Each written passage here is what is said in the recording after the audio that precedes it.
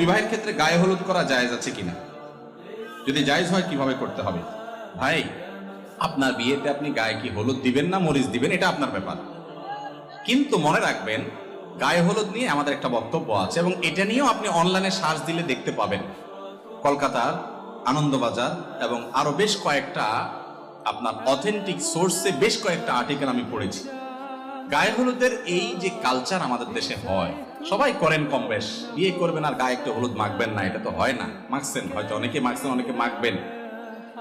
এটার পেছনে একটা বিশ্বাস কাজ করে যে নবদম্পতির তাদের দাম্পত্য জীবন সুখকর হয় শুধু হলুদ না, দুবলা এটা সেটা অনেক কিছু দিয়া বিশেষ কিছু কাজ করলে, মাখামাখি করলে, কোন প্রক্রিয়ায় আপনার এই গায়ে হলুদ ইত্যাদি করলে তাতে নাকি নবদম্পতির সুখ হয়।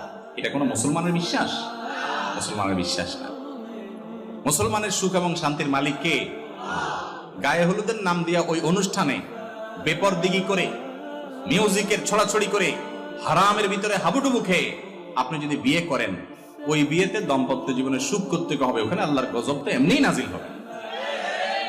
কিন্তু আজ ঠিক বলতেছেন যুবক, আপনি কি পারবেন হলুদ মুক্ত এই অনাচার মুক্ত বিয়ে করতে? সে হিম্মত আছে?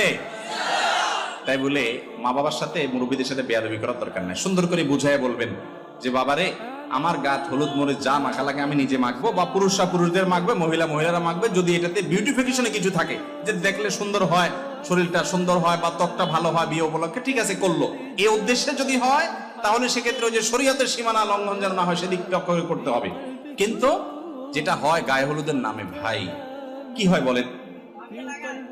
ছেলেদেরকে মেয়েদের অনুষ্ঠানে ছেলে মেয়ের মাখামাখি এবং হারাম মিউজিকের ছড়াছড়ি এবং অজস্র অপকর্মের ছড়াছড়ি, এগুলোর মাধ্যমে দাম্পত্য জীবনের সুখ হয় না, অসুখ হয়, আরো অশান্তি হয়। আল্লাহ তাআলা আমাদেরকে বুঝার তৌফিক দান করুন।